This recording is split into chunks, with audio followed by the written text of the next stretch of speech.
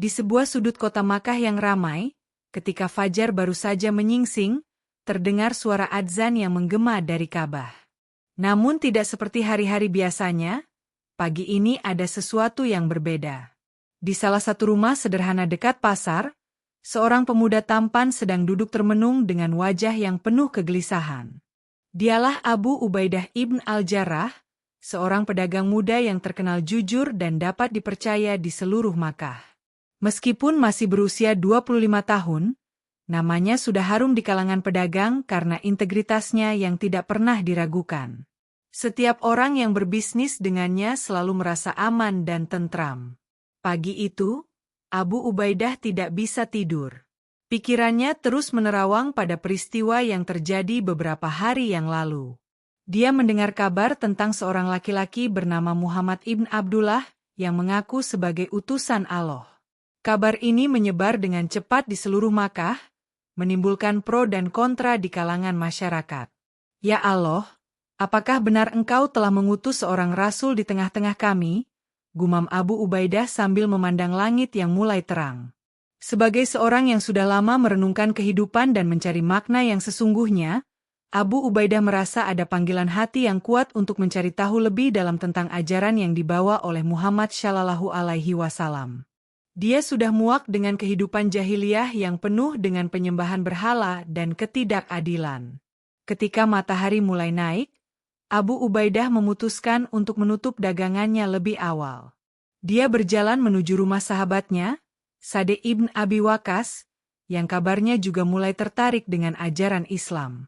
Langkahnya mantap, meski hatinya berdebar-debar karena dia tahu keputusan yang akan diambilnya hari ini akan mengubah seluruh hidupnya. Di perjalanan, Abu Ubaidah bertemu dengan beberapa pemuda Quraisy yang sedang membicarakan Muhammad Shallallahu Alaihi Wasallam dengan nada mencemooh. Salah seorang dari mereka berkata dengan lantang, "Pemuda itu sudah gila. Bagaimana mungkin dia mengaku bisa berbicara dengan malaikat?" Abu Ubaidah terdiam, namun hatinya semakin mantap untuk mencari kebenaran. Dia ingat bagaimana Muhammad Shallallahu Alaihi Wasallam dikenal sebagai Al-Amin, orang yang paling jujur dan dapat dipercaya di Makkah. Tidak mungkin orang yang begitu terhormat akan berbohong tentang hal sebesar ini. Sesampainya di rumah Sa'd, Abu Ubaidah mendapati sahabatnya sedang berdiskusi dengan beberapa pemuda lainnya, termasuk Zubair ibn al-Awwam dan Talhah ibn Ubaidullah. Mereka semua terlihat serius dan penuh semangat membicarakan sesuatu yang tampaknya sangat penting. "Abu Ubaidah, syukurlah kau datang," sapa Sa'd dengan antusias. "Kami sedang membicarakan tentang ajaran yang dibawa oleh Muhammad. Aku rasa inilah jawaban yang selama ini kita cari." Hati Abu Ubaidah berdetak semakin kencang. Dia merasa ini adalah momen yang telah ditakdirkan oleh Allah untuknya. "Duduklah, Abu Ubaidah. Apa yang akan aku ceritakan padamu akan mengubah pandanganmu tentang hidup," kata Sa'd dengan suara penuh keyakinan. Abu Ubaidah duduk di antara sahabat-sahabatnya yang sudah seperti saudara sendiri. Wajah mereka semua berseri-seri, seolah-olah mereka baru saja menemukan harta karun yang paling berharga di dunia ini. "Kemarin malam, kami bertemu dengan Muhammad," bisik Zubair pelan, memastikan tidak ada yang mendengar selain mereka. "Ya Allah, Abu Ubaidah, aku tidak bisa menggambarkan dengan kata-kata betapa mulianya akhlak orang itu." Talhah mengangguk setuju, matanya berbinar-binar. Ketika dia berbicara, rasanya seperti ada cahaya yang keluar dari wajahnya. Setiap kata yang diucapkannya langsung menyentuh hati, seolah-olah Allah sedang berbicara langsung kepada kita. Abu Ubaidah merasa dadanya sesak karena penasaran. "Apa yang kalian bicarakan dengannya? Dan bagaimana kalian bisa yakin bahwa dia benar-benar utusan Allah?" Sa'd mengambil nafas dalam-dalam sebelum menjawab. "Dia menceritakan kepada kami tentang Allah yang Maha Esa, tentang kehidupan setelah mati, tentang surga dan neraka. Tapi yang paling menakjubkan adalah ketika dia membacakan ayat-ayat Al-Quran." "Al-Quran?" tanya Abu Ubaidah dengan penuh rasa ingin tahu. "Firman Allah yang diturunkan kepadanya," jawab Zubair. "Subhanallah, Abu Ubaidah, Kata-katanya begitu indah dan penuh makna. Tidak mungkin kata-kata seindah itu keluar dari pikiran manusia biasa. Pasti itu benar-benar wahyu dari Allah. Abu Ubaidah merasakan getaran aneh di dalam dadanya. Sejak kecil, dia selalu merasa ada sesuatu yang salah dengan penyembahan berhala yang dilakukan kaumnya. Bagaimana mungkin patung yang dibuat oleh tangan manusia bisa memiliki kekuatan untuk menolong atau memberi mudarat? Aku ingin bertemu dengannya, kata Abu Ubaidah dengan tegas. Bisakah kalian mengatur pertemuan itu? Keempat sahabatnya saling bertatapan, kemudian Sa'd tersenyum lebar. Sebenarnya, kami sudah menduga kau akan meminta ini. Muhammad mengadakan pertemuan rahasia malam ini di rumah Arkam ibn Abi Arkam. Dia mengundang siapa saja yang ingin mendengar ajaran Islam. Malam itu, ketika seluruh Makkah sudah tertidur, Abu Ubaidah berjalan dengan hati-hati menuju rumah Arkam yang terletak di kaki Bukit Syafa. Hatinya berdebar-debar antara takut dan excited. Takut karena jika ketahuan oleh kaum Quraisy, nyawanya bisa melayang. Excited karena akhirnya dia akan bertemu dengan orang yang mungkin bisa menjawab semua pertanyaan yang selama ini menggelayuti hatinya. Sesampainya di rumah Arkam, Abu Ubaidah melihat sekitar 20 orang sudah berkumpul di dalam ruangan yang remang-remang. Mereka semua duduk melingkar, dan di tengah-tengah duduk seorang laki-laki berusia sekitar 40 tahun dengan wajah yang memancarkan ketenangan dan kebijaksanaan. Itulah Muhammad, bisik Sa'd di telinga Abu Ubaidah.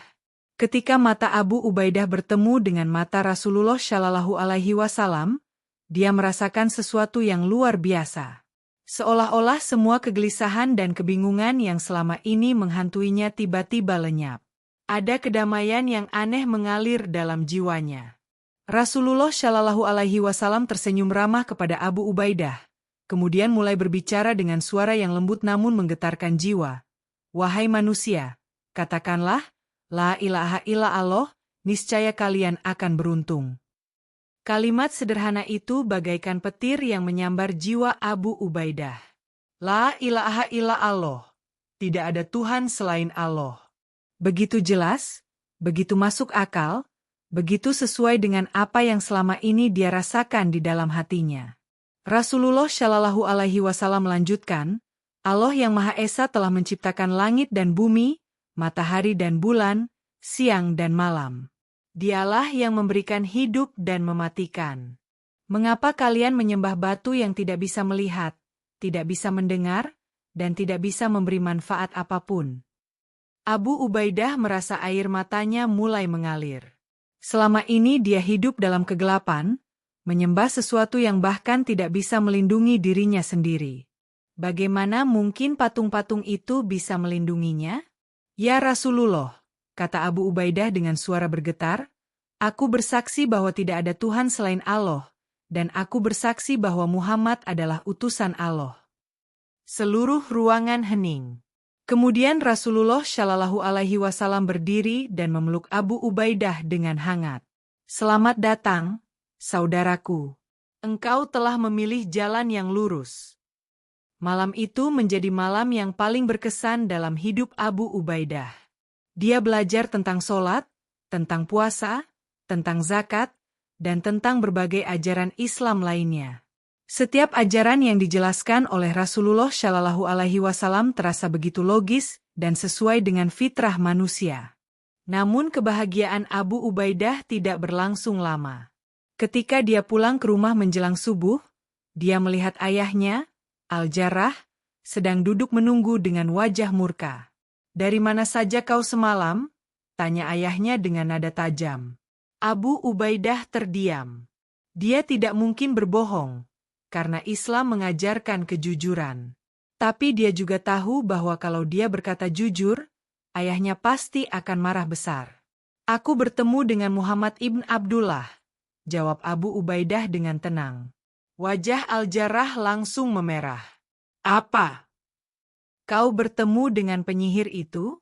Anakku, kau sudah dibutakan oleh sihirnya. Ayah, dia bukan penyihir. Dia adalah utusan Allah yang membawa kebenaran, kata Abu Ubaidah dengan suara yang mulai bergetar. Cukup, bentak Al-Jarrah sambil berdiri. Aku tidak akan membiarkan anakku menjadi pengikut orang gila itu. Mulai hari ini, kau tidak boleh keluar rumah tanpa seizinku. Tapi Abu Ubaidah sudah tidak bisa kembali. Cahaya keimanan sudah menyinari hatinya, dan tidak ada kekuatan apapun yang bisa memadamkannya. Meskipun dikurung di rumah, dia tetap melakukan sholat 5 waktu dengan sembunyi-sembunyi. Beberapa hari kemudian, situasi menjadi semakin panas.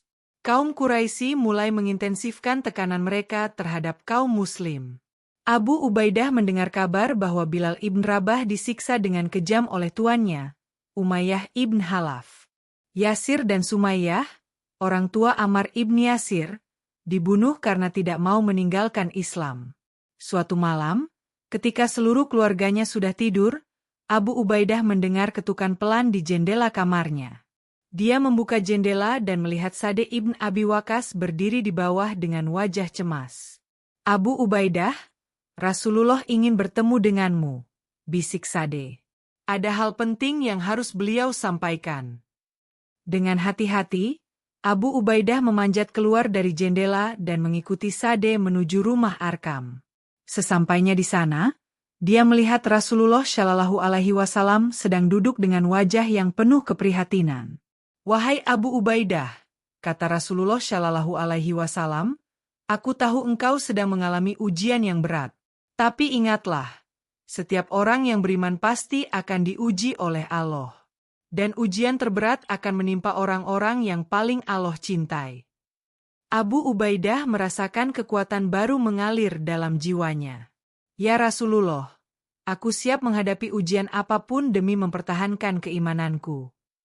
Rasulullah Shallallahu Alaihi Wasallam tersenyum dan berkata, Allah telah memberitahuku bahwa engkau adalah salah satu dari 10 orang yang dijamin masuk surga. Engkau akan menjadi amin al-ummah, orang yang paling dipercaya oleh umat ini.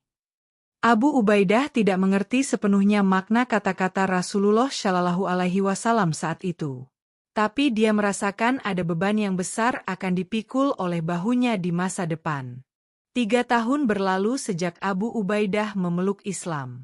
Kehidupannya berubah drastis, dari seorang pedagang sukses menjadi seorang yang hidup dalam persembunyian. Ayahnya, Al-Jarrah, semakin keras melarangnya dan bahkan mengancam akan memutus hubungan keluarga jika Abu Ubaidah tidak meninggalkan Islam.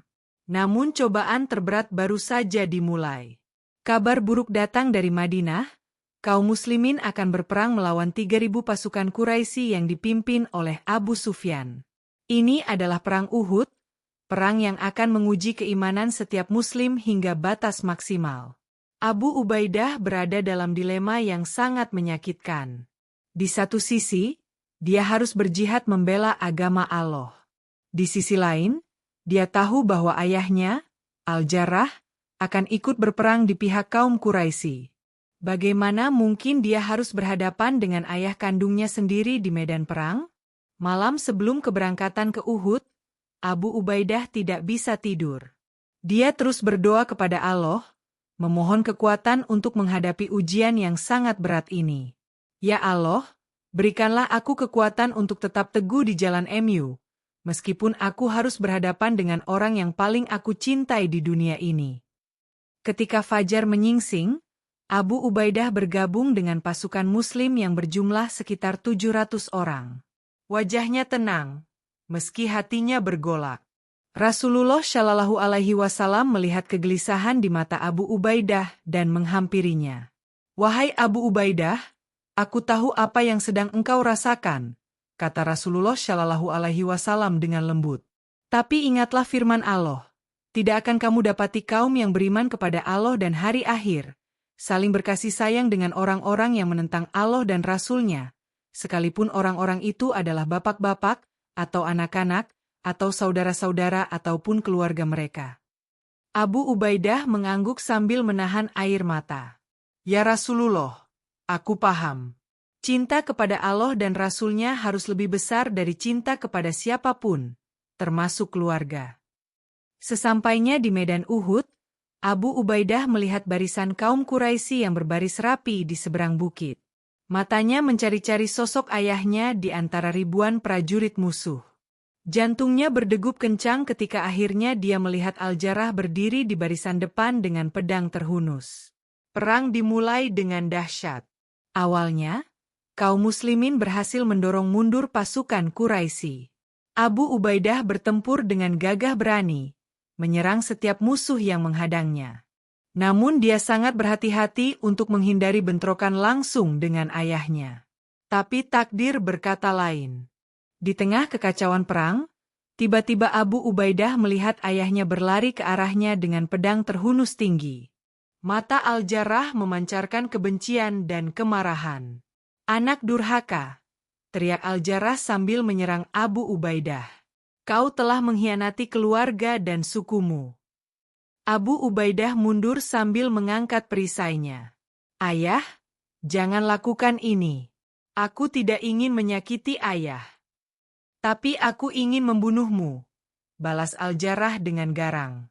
"Lebih baik aku tidak punya anak daripada punya anak yang murtad." Al-Jarrah terus menyerang dengan ganas.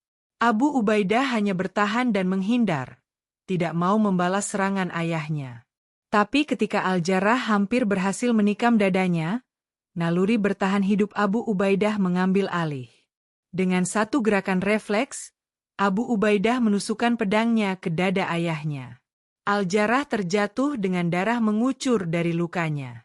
Mata mereka bertemu untuk terakhir kalinya. Dalam detik-detik terakhir hidupnya, Al-Jarrah berbisik dengan suara yang hampir tidak terdengar. "Anakku, maafkan ayahmu." Abu Ubaidah berlutut di samping jenazah ayahnya sambil menangis tersedu-sedu. "Ayah, aku mencintai ayah. Tapi aku lebih mencintai Allah dan Rasul-Nya." Perang Uhud berakhir dengan kekalahan kaum muslimin. Tapi bagi Abu Ubaidah, dia telah memenangkan perang terbesar dalam hidupnya. Perang melawan nafsunya sendiri. Dia telah membuktikan bahwa cintanya kepada Allah lebih besar dari cinta kepada siapapun di dunia ini. Setelah tragedi Perang Uhud, Abu Ubaidah berubah menjadi sosok yang lebih tenang dan bijaksana. Kematian ayahnya di tangannya sendiri meninggalkan luka yang dalam, namun juga memperkuat keimanannya. Dia memahami bahwa pengorbanan untuk agama Allah tidaklah mudah, dan terkadang membutuhkan keputusan yang sangat menyakitkan. Rasulullah Shallallahu Alaihi Wasallam melihat perubahan pada Abu Ubaidah. Pemuda yang dulunya ceria dan penuh semangat kini menjadi lebih dewasa dan penuh tanggung jawab. Suatu hari, setelah sholat maghrib di Masjid Nabawi, Rasulullah Shallallahu Alaihi Wasallam memanggil Abu Ubaidah. "Wahai Abu Ubaidah," kata Rasulullah Shallallahu Alaihi Wasallam dengan lembut, "aku melihat kesedihan masih menyelimuti wajahmu. Ingatlah bahwa apa yang telah engkau lakukan adalah jihad yang paling mulia. Engkau telah memilih Allah dan Rasul-Nya di atas segalanya." Abu Ubaidah menundukkan kepalanya. "Ya Rasulullah, aku bersyukur kepada Allah atas ujian yang diberikannya. Tapi kadang-kadang aku masih merasa bersalah." "Janganlah bersedih," kata Rasulullah Shallallahu Alaihi Wasallam sambil meletakkan tangannya di bahu Abu Ubaidah. "Allah telah mengampuni dosamu dan meninggikan derajatmu. Mulai sekarang, aku akan memberikan tanggung jawab yang lebih besar kepadamu." Sejak saat itu, Abu Ubaidah mulai dipercaya memimpin berbagai ekspedisi militer. Yang pertama adalah ekspedisi ke Zat As-Salasil untuk membantu Amr ibn al-Kesh yang mengalami kesulitan melawan suku-suku Arab yang memberontak. Ketika Abu Ubaidah tiba dengan bala bantuan, Amr ibn al-Kesh yang terkenal sombong tiba-tiba merasa tersinggung. "Mengapa Rasulullah mengirim orang ini untuk membantuku?" gerutu Amr kepada para prajuritnya. "Seolah-olah aku tidak mampu menyelesaikan masalah ini sendiri." Tapi Abu Ubaidah menunjukkan sikap yang sangat bijaksana. Ketika dia tiba di perkemahan Amr, dia langsung menghampiri Amr dan berkata, "Wahai saudaraku, aku datang bukan untuk mengambil alih kepemimpinanmu, tapi untuk membantu dan belajar darimu. Engkau tetap pemimpin di sini. Sikap rendah hati Abu Ubaidah justru membuat Amr merasa malu dan kagum. Subhanallah, Abu Ubaidah. Engkau benar-benar layak mendapat julukan Amin al-Ummah dari Rasulullah. Ekspedisi itu berhasil dengan gemilang. Abu Ubaidah menunjukkan kemampuan strategis yang luar biasa, namun tetap memberikan kredit kepada Amr sebagai pemimpin. Ketika mereka kembali ke Madinah, Rasulullah Shallallahu Alaihi Wasallam sangat gembira mendengar laporan tentang kerjasama yang harmonis antara kedua sahabatnya. Kesempatan berikutnya datang ketika terjadi perang melawan Musailamah Al-Kazzab, seorang yang mengaku sebagai Nabi di Yamamah. Abu Ubaidah ditunjuk sebagai salah satu panglima perang dalam ekspedisi yang dipimpin oleh Khalid ibn al-Walid. Di tengah padang pasir Yamamah yang tandus, Abu Ubaidah membuktikan kehebatannya sebagai seorang strateg militer. Dia tidak hanya berani bertempur di garis depan, tapi juga pandai mengatur formasi pasukan dan memotivasi para prajurit. "Wahai saudara-saudaraku," kata Abu Ubaidah kepada pasukannya sebelum pertempuran dimulai, "kita berperang bukan untuk kemuliaan duniawi, tapi untuk membela agama Allah. Barang siapa yang gugur hari ini, dia akan masuk surga sebagai syahid. Dan barang siapa yang hidup, dia akan mendapat pahala jihad." Dalam pertempuran melawan pasukan Musailamah, Abu Ubaidah menunjukkan keberanian yang luar biasa. Dia bertempur di garis terdepan sambil terus menyemangati pasukannya. Ketika melihat beberapa prajurit Muslim mulai mundur karena serangan balik yang dahsyat, Abu Ubaidah berteriak dengan suara menggelegar, "Kemana kalian akan lari? Tidak ada tempat yang lebih mulia untuk mati selain di jalan Allah." Kata-kata Abu Ubaidah berhasil mengembalikan semangat para prajurit Muslim. Mereka kembali menyerang dengan penuh semangat, dan akhirnya berhasil mengalahkan pasukan Musailamah. Musailamah sendiri terbunuh dalam pertempuran itu. Setelah kemenangan di Yamamah, nama Abu Ubaidah semakin harum di seluruh jazirah Arab. Dia dikenal bukan hanya sebagai prajurit yang berani, tapi juga sebagai pemimpin yang bijaksana dan dapat dipercaya. Rasulullah Shallallahu Alaihi Wasallam semakin sering mempercayakan misi-misi penting kepadanya. Suatu hari, ketika Abu Ubaidah sedang beristirahat di rumahnya yang sederhana di Madinah, datanglah utusan dari Rasulullah Shallallahu Alaihi Wasallam yang memintanya untuk segera menemui Rasulullah di Masjid Nabawi. Abu Ubaidah bergegas pergi dan mendapati Rasulullah Shallallahu Alaihi Wasallam sedang duduk bersama Abu Bakar dan Umar ibn al-Khattab. "Wahai Abu Ubaidah," kata Rasulullah Shallallahu Alaihi Wasallam dengan wajah serius, "aku akan mengutusmu dalam misi yang sangat penting. Engkau akan menjadi salah satu panglima dalam penaklukan negeri Syam." Penaklukan Syam adalah misi yang paling menantang dalam sejarah Islam setelah wafatnya Rasulullah Shallallahu Alaihi Wasallam. Khalifah Abu Bakar Ash-Shiddiq menunjuk 4 panglima sekaligus untuk memimpin ekspedisi ini. Yazid ibn Abi Sufyan untuk wilayah Damaskus, Syurahbil ibn Hasanah untuk Jordan, Amr ibn al-Kesh untuk Palestina, dan Abu Ubaidah ibn al-Jarrah untuk Homs dan sekitarnya. Ketika Abu Ubaidah berangkat dari Madinah bersama 5.000 prajurit terpilih, hatinya dipenuhi dengan tekad yang membara. Dia tahu bahwa Syam bukanlah lawan yang mudah. Kekaisaran Bizantium telah menguasai wilayah ini selama berabad-abad dengan kekuatan militer yang sangat tangguh. "Wahai saudara-saudaraku," kata Abu Ubaidah kepada para prajuritnya ketika mereka berkemah di perbatasan Syam, "kita akan memasuki tanah yang dijanjikan.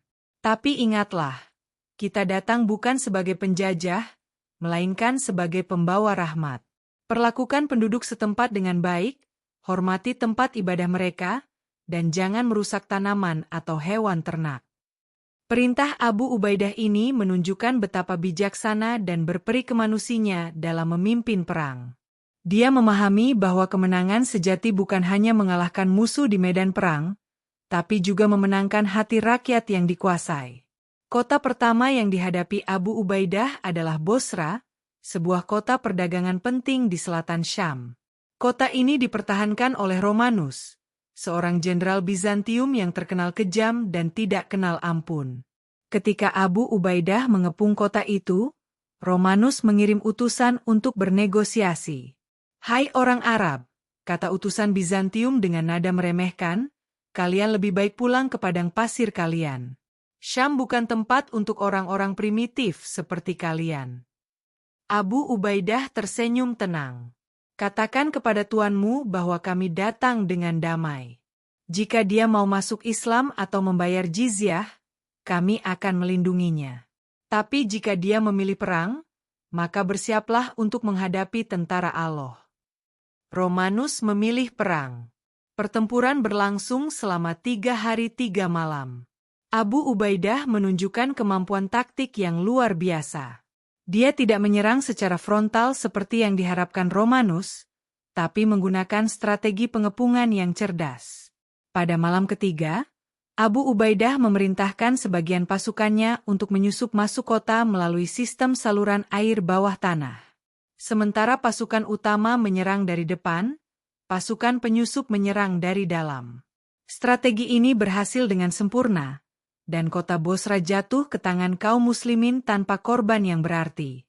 Yang mengejutkan adalah sikap Abu Ubaidah setelah kemenangan.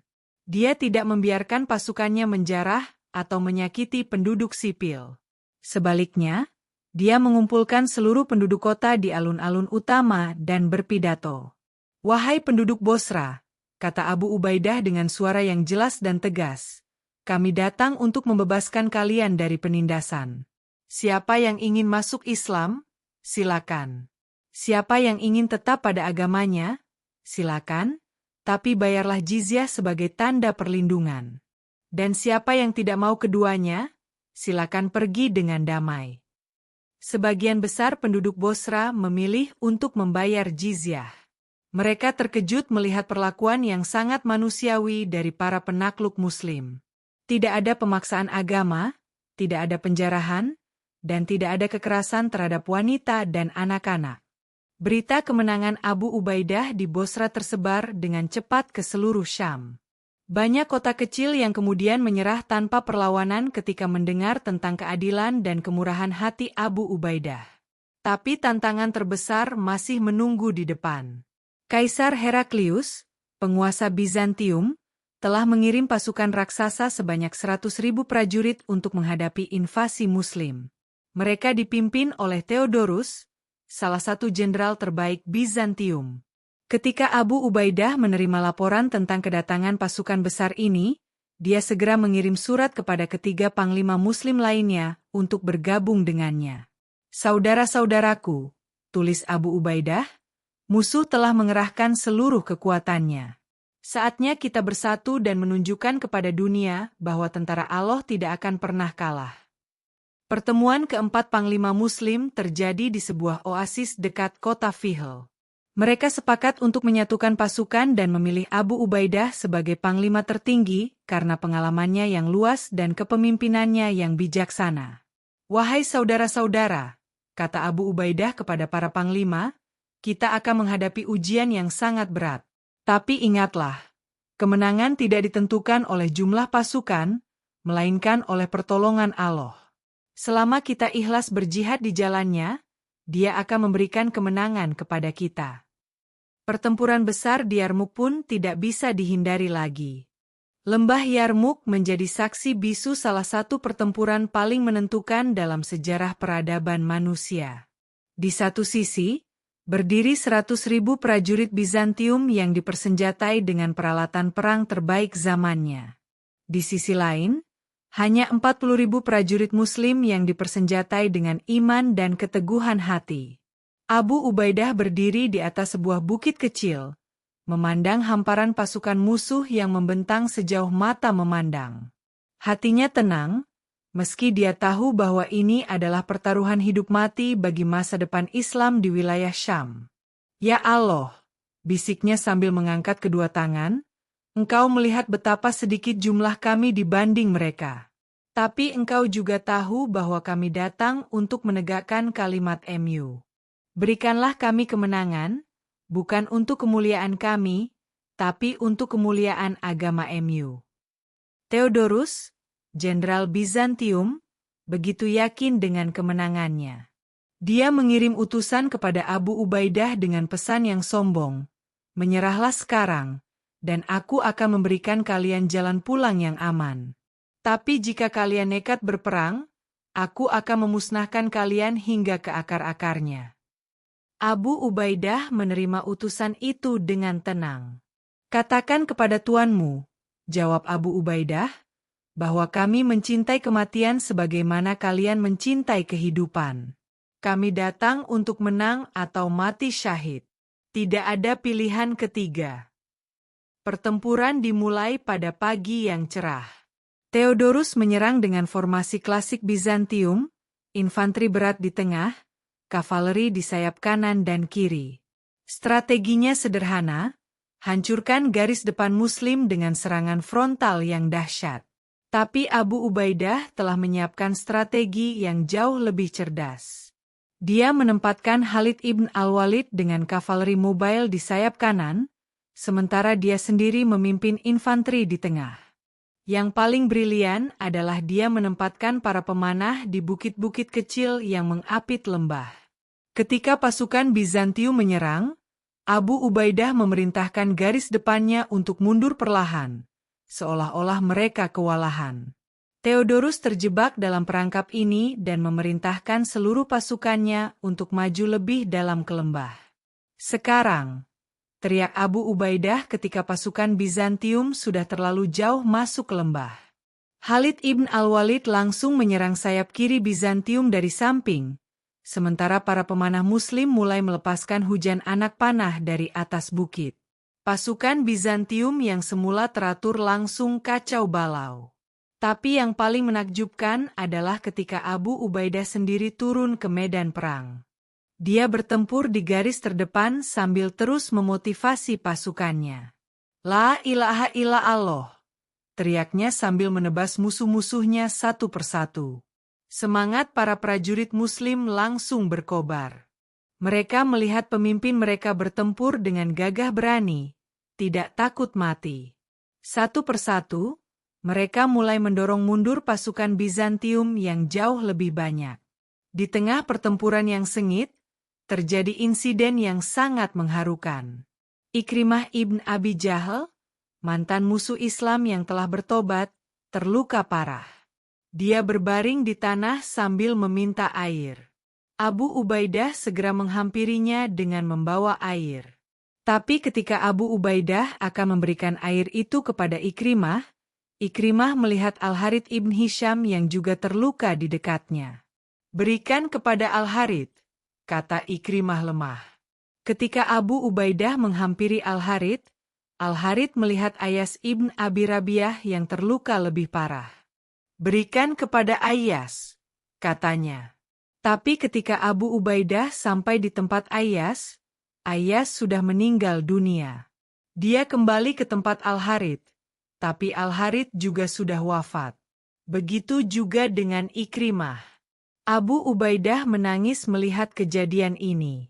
Betapa mulianya akhlak para sahabat yang rela mengorbankan nyawa untuk saudaranya. Kejadian ini semakin membakar semangatnya untuk meraih kemenangan. Pertempuran berlangsung dari pagi hingga sore. Pasukan Bizantium yang semula yakin menang mulai kewalahan menghadapi serangan bertubi-tubi dari kaum muslimin. Theodorus sendiri terpaksa mundur setelah melihat pasukannya hancur lebur. Ketika matahari mulai terbenam, bendera kemenangan berkibar di atas lembah Yarmuk. Pasukan Bizantium yang tersisa melarikan diri dalam keadaan porak-poranda. Abu Ubaidah berdiri di tengah medan perang sambil mengucap syukur kepada Allah. "Allahu Akbar!" teriaknya dengan suara yang bergema di seluruh lembah.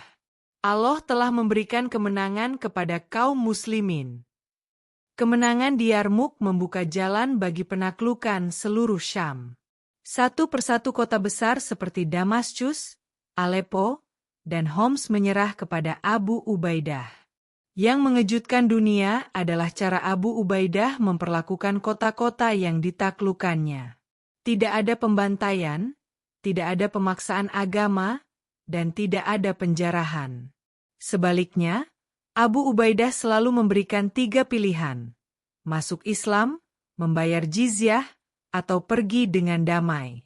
Kebijakan ini membuat banyak penduduk Syam merasa lebih aman di bawah kekuasaan Muslim daripada di bawah kekuasaan Bizantium yang menindas. Setelah penaklukan Syam yang gemilang, Khalifah Umar ibn al-Khattab mengangkat Abu Ubaidah sebagai gubernur wilayah Syam. Jabatan ini adalah salah satu posisi paling bergengsi dan menguntungkan dalam pemerintahan Islam saat itu. Syam adalah wilayah yang sangat kaya, dengan hasil bumi yang melimpah dan perdagangan yang ramai. Ketika Abu Ubaidah tiba di Damaskus untuk pertama kalinya sebagai gubernur, dia disambut dengan kemegahan yang luar biasa. Istana gubernur yang diwariskan dari masa Bizantium sangat mewah, dengan taman-taman yang indah, air mancur yang berkilauan, dan kamar-kamar yang dihiasi dengan sutra dan emas. Para pembesar setempat dan pedagang kaya berbondong-bondong datang untuk memberikan hadiah kepada gubernur baru mereka. Ada yang membawa kuda-kuda Arab terbaik, ada yang membawa perhiasan berharga, dan ada pula yang membawa budak-budak cantik. Tapi reaksi Abu Ubaidah sangat mengejutkan mereka semua. Dia menolak semua hadiah itu dengan halus namun tegas.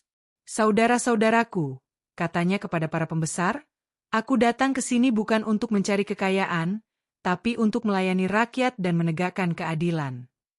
Abu Ubaidah memilih untuk tidak tinggal di istana mewah itu. Sebaliknya, dia membangun sebuah rumah sederhana di pinggir kota Damaskus, tidak jauh berbeda dengan rumah-rumah rakyat biasa. Rumahnya hanya terdiri dari 3 kamar kecil, 1 untuk istirahat, 1 untuk menerima tamu, dan 1 untuk beribadah. Sikap sederhana Abu Ubaidah ini membuat banyak orang heran dan kagum. Suatu hari, seorang pedagang kaya bernama Abdurrahman ibn Ghanim datang menemuinya dengan niat memberikan sumbangan untuk kemewahan gubernur. "Ya Amirul Mukminin," kata Abdurrahman sambil membawa peti berisi emas dan perak, "sudah sepatutnya seorang gubernur hidup dengan layak. Terimalah hadiah sederhana ini." Abu Ubaidah tersenyum sambil menggelengkan kepala. "Saudaraku, aku bersyukur atas niat baikmu. Tapi jika engkau benar-benar ingin membantu, berikan hartamu itu kepada para fakir miskin dan anak-anak yatim. Aku sudah cukup dengan apa yang ada." Abdurrahman terkejut. "Tapi Tuan Gubernur, bagaimana mungkin seorang pemimpin hidup lebih sederhana dari rakyatnya?" "Itulah yang diajarkan oleh Rasulullah Shallallahu Alaihi Wasallam," jawab Abu Ubaidah. "Seorang pemimpin sejati adalah pelayan bagi rakyatnya, bukan raja yang dilayani." Gaya hidup Abu Ubaidah sebagai gubernur benar-benar mencerminkan ajaran Islam. Setiap pagi, setelah sholat subuh, dia sudah duduk di majelis untuk menerima pengaduan rakyat. Tidak ada protokol yang rumit, tidak ada birokrasi yang berbelit-belit. Siapa saja, baik kaya maupun miskin, bisa langsung menemui gubernur mereka. Suatu hari, seorang wanita tua yang lusuh datang mengadu kepada Abu Ubaidah. "Ya Gubernur," katanya sambil menangis, "anakku yang yatim dipukuli oleh seorang prajurit karena tidak bisa membayar pajak. Tolong berikan kami keadilan." Abu Ubaidah langsung berdiri. "Tunjukkan kepadaku siapa prajurit itu dan di mana anakmu berada." Mereka berjalan bersama menuju rumah wanita tua itu. Abu Ubaidah melihat seorang anak laki-laki berusia sekitar 12 tahun sedang berbaring dengan wajah lebam-lebam. Gubernur Syam itu langsung berlutut di samping anak itu sambil menangis. "Anakku," kata Abu Ubaidah sambil mengusap kepala anak itu, "maafkan kami. Ini adalah kegagalan kami sebagai pemimpin." Abu Ubaidah langsung memerintahkan untuk menangkap prajurit yang telah memukuli anak itu. Dia juga memberikan kompensasi kepada keluarga itu dari hartanya sendiri. Sejak saat itu, dia membuat peraturan ketat bahwa tidak boleh ada kekerasan dalam pemungutan pajak. Berita tentang keadilan dan kesederhanaan Abu Ubaidah tersebar ke seluruh pelosok Syam. Banyak orang non-Muslim yang kemudian masuk Islam karena terkesan dengan akhlak gubernur mereka. Mereka melihat bahwa Islam bukan hanya agama, tapi juga sistem hidup yang membawa keadilan dan kemakmuran. Tapi yang paling mengharukan adalah ketika Khalifah Umar ibn al-Khattab datang berkunjung ke Syam. Umar datang secara mendadak, tanpa pemberitahuan sebelumnya, untuk memeriksa kondisi wilayah dan kinerja gubernurnya. Ketika Umar tiba di Damaskus, dia tidak menemukan Abu Ubaidah di istana gubernur. Setelah mencari kesana kemari, akhirnya dia menemukan Abu Ubaidah sedang membantu seorang petani memperbaiki saluran irigasi di luar kota. Abu Ubaidah, panggil Umar dengan suara keras. Abu Ubaidah menoleh dan melihat Khalifah datang dengan wajah murka. Dia langsung berlari menghampiri Umar sambil masih berlumuran lumpur. Amirul Mukminin, kata Abu Ubaidah sambil mencium tangan Umar. Maafkan hamba. Hamba tidak tahu bahwa Anda akan datang. Umar menatap Abu Ubaidah yang berpakaian lusuh dan kotor. Abu Ubaidah, engkau adalah gubernur Syam. Mengapa engkau berpakaian seperti rakyat jelata? Abu Ubaidah tersenyum. Ya Amirul Mukminin, bukankah Rasulullah Shallallahu Alaihi Wasallam bersabda bahwa kami adalah pemimpin yang melayani, bukan pemimpin yang dilayani? Mendengar jawaban itu, mata Umar berkaca-kaca.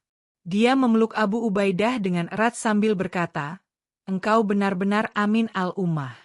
Rasulullah tidak salah memberikan gelar itu kepadamu. Tahun ke-18 Hijriah menjadi tahun yang paling kelam dalam sejarah Syam. Sebuah wabah misterius yang kemudian dikenal sebagai Amwas mulai menyebar dengan cepat di seluruh wilayah. Wabah ini berbeda dengan penyakit biasa. Korbannya bisa meninggal dalam hitungan hari, dan tidak ada obat yang bisa menyembuhkannya. Abu Ubaidah pertama kali mendengar tentang wabah ini dari laporannya di wilayah Palestina. Gubernur, kata utusan itu dengan wajah pucat, ribuan orang sudah meninggal di wilayah Emmaus. Wabah ini menyebar sangat cepat, dan para dokter tidak tahu cara mengobatinya. Hati Abu Ubaidah berdegup kencang. Dia tahu bahwa ini adalah ujian yang sangat berat bagi wilayahnya. Sebagai seorang gubernur, dia harus mengambil keputusan yang tepat untuk menyelamatkan sebanyak mungkin nyawa rakyatnya. Kumpulkan semua dokter dan ulama, perintah Abu Ubaidah. Kita harus mencari cara untuk mengatasi bencana ini. Rapat darurat diadakan di rumah sederhana Abu Ubaidah. Para dokter memberikan saran-saran medis, sementara para ulama mencoba mencari dalil dari Al-Quran dan hadits tentang cara menghadapi wabah. Gubernur, kata salah seorang dokter, berdasarkan pengalaman di wilayah lain, cara terbaik untuk menghentikan penyebaran wabah adalah dengan isolasi. Kita harus menutup semua jalan masuk dan keluar dari wilayah yang terjangkit. Abu Ubaidah mengangguk. Baiklah, lakukan itu. Tapi pastikan kita tetap menyediakan makanan dan obat-obatan untuk mereka yang terjebak di dalam wilayah isolasi. Beberapa hari kemudian, kabar buruk datang dari Madinah. Khalifah Umar ibn al-Khattab mengirim surat yang isinya mengejutkan. Wahai Abu Ubaidah, aku perintahkan engkau untuk segera meninggalkan Syam dan datang ke Madinah. Wabah yang terjadi di sana sangat berbahaya, dan aku tidak ingin kehilangan salah satu sahabat terbaik Rasulullah. Abu Ubaidah membaca surat itu berulang-ulang. Hatinya terpecah antara kewajiban untuk mematuhi perintah khalifah dan tanggung jawab sebagai gubernur untuk tidak meninggalkan rakyatnya dalam kesulitan. Apa yang harus aku lakukan? Gumamnya sambil memandang langit yang mendung. Jika aku pergi, siapa yang akan memimpin rakyat dalam bencana ini? Tapi jika aku tidak pergi, berarti aku durhaka kepada khalifah. Malam itu, Abu Ubaidah sholat tahajud lebih lama dari biasanya. Dia memohon petunjuk kepada Allah tentang keputusan yang harus diambilnya.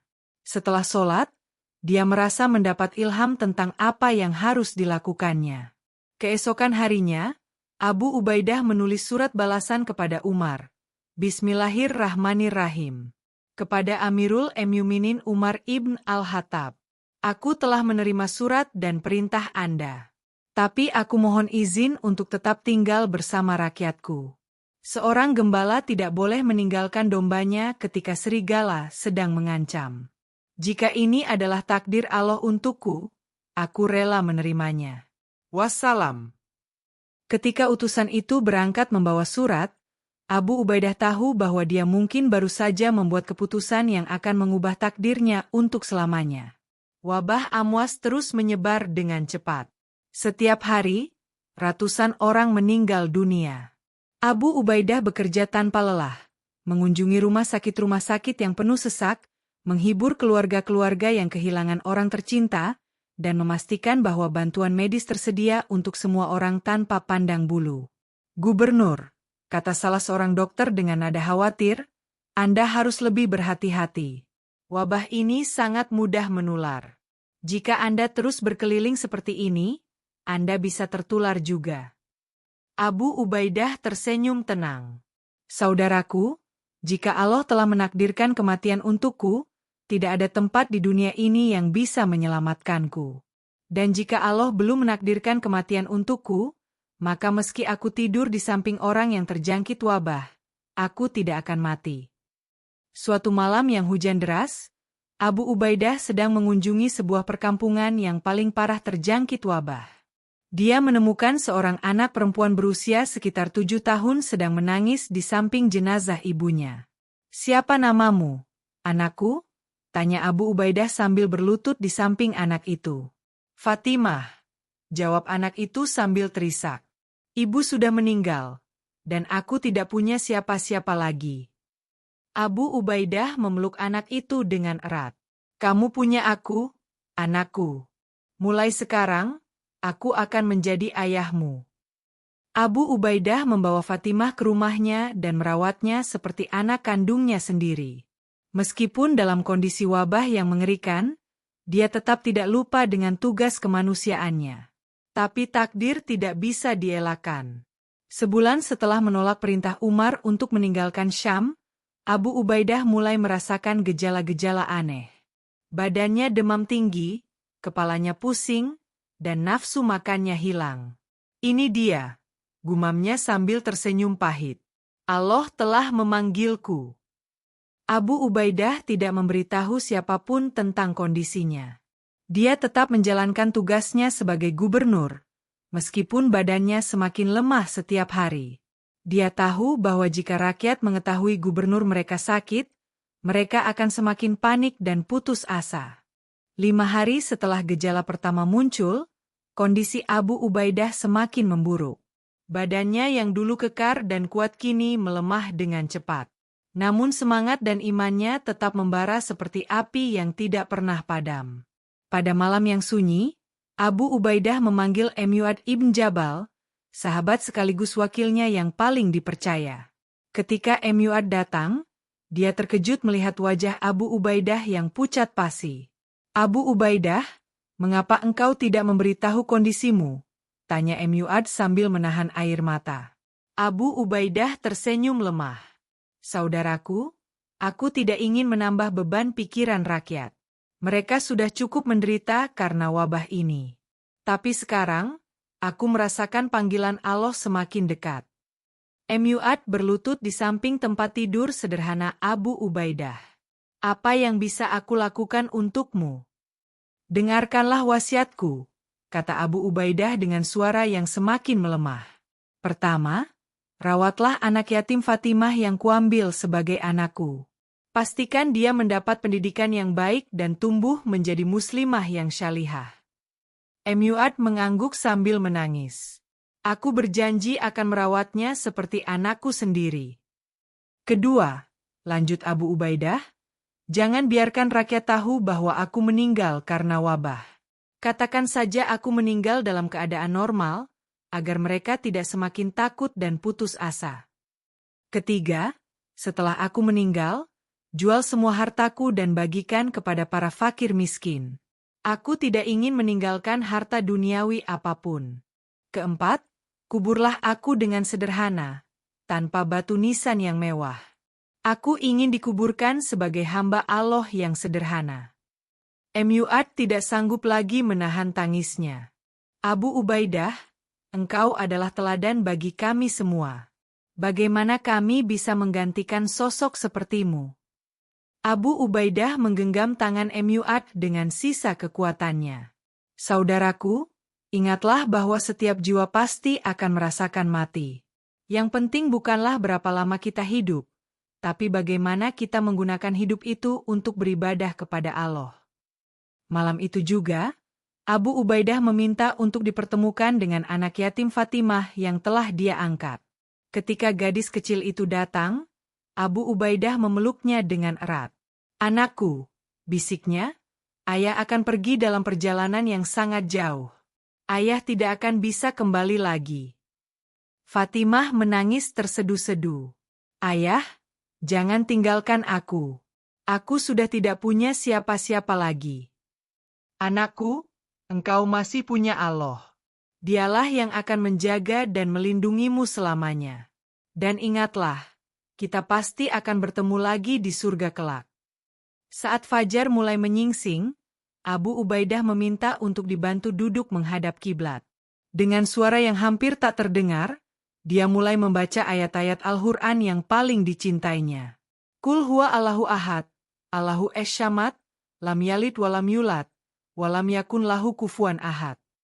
Setelah selesai membaca surat Al-Ikhlas, Abu Ubaidah mengangkat kedua tangannya untuk berdoa yang terakhir. "Ya Allah, terimalah ruhku dalam keadaan beriman kepada MU. Ampunilah segala dosaku, dan pertemukanlah aku dengan Rasul MU di surga." Ketika matahari mulai terbit, Abu Ubaidah ibn Al-Jarrah menghembuskan nafas terakhirnya dengan tenang. Wajahnya tampak damai, seolah-olah dia sedang tertidur dengan mimpi yang indah. MUAD yang duduk di sampingnya langsung mengucapkan, "Innalillahi wa inna ilaihi raji'un." Kemudian dia menutup mata Abu Ubaidah dengan lembut dan mencium keningnya. Sesuai dengan wasiat Abu Ubaidah, berita kematiannya tidak disebarkan secara luas pada hari itu. Hanya beberapa sahabat terdekat yang tahu. Jenazahnya dimandikan dan dikafani dengan kain putih sederhana, tanpa kemewahan apapun. Ketika jenazah Abu Ubaidah diusung ke pemakaman, ribuan orang berbondong-bondong mengikuti prosesi pemakaman. Muslim dan non-Muslim bersatu dalam kesedihan yang mendalam. Mereka kehilangan seorang pemimpin yang tidak hanya adil, tapi juga penuh kasih sayang. Di pemakaman, Mu'adz ibn Jabal memberikan pidato yang mengharukan. "Saudara-saudara, hari ini kita kehilangan salah seorang sahabat terbaik Rasulullah Shallallahu Alaihi Wasallam. Abu Ubaidah telah menunjukkan kepada kita bagaimana seharusnya seorang Muslim hidup dan mati. Dia hidup untuk orang lain, dan dia mati dalam keadaan melayani orang lain." Setelah Abu Ubaidah dikuburkan, ketika para pelayat sudah bubar, Mu'adz tetap duduk di samping makam sahabatnya. Dia teringat kata-kata Rasulullah Shallallahu Alaihi Wasallam tentang Abu Ubaidah, "Setiap umat memiliki orang yang dapat dipercaya, dan orang yang dapat dipercaya umat ini adalah Abu Ubaidah ibn Al-Jarrah." 3 hari setelah kematian Abu Ubaidah, surat dari Khalifah Umar tiba di Damaskus. Ketika Mu'adz membuka surat itu, air matanya kembali mengalir. Umar menulis, "Aku telah bermimpi bertemu dengan Abu Ubaidah di surga. Dalam mimpi itu, dia berkata kepadaku, 'Ya Umar, aku tidak menyesal dengan keputusanku untuk tetap tinggal bersama rakyatku. Allah telah memberiku tempat yang indah di sisinya. Semoga Allah merahmati sahabat kita yang mulia itu.'" Warisan Abu Ubaidah tidak terletak pada harta benda yang ditinggalkannya, karena memang dia tidak meninggalkan harta apapun. Warisannya terletak pada teladan kepemimpinan yang luar biasa, pada pengorbanan yang tulus, dan pada iman yang tidak pernah goyah meskipun dihadapkan pada ujian yang sangat berat. Hingga hari ini, nama Abu Ubaidah ibn Al-Jarrah tetap dikenang sebagai Amin al-Ummah, orang yang paling dapat dipercaya oleh umat. Kisah hidupnya mengajarkan kepada kita bahwa kemuliaan sejati bukanlah terletak pada kemewahan duniawi, tapi pada keikhlasan dalam beribadah kepada Allah dan dalam melayani sesama manusia. Semoga kisah Abu Ubaidah ibn Al-Jarrah ini menjadi inspirasi bagi kita semua untuk hidup dengan lebih bermakna, untuk lebih peduli kepada sesama, dan untuk selalu mengutamakan akhirat daripada dunia. Barakallahu fiikum.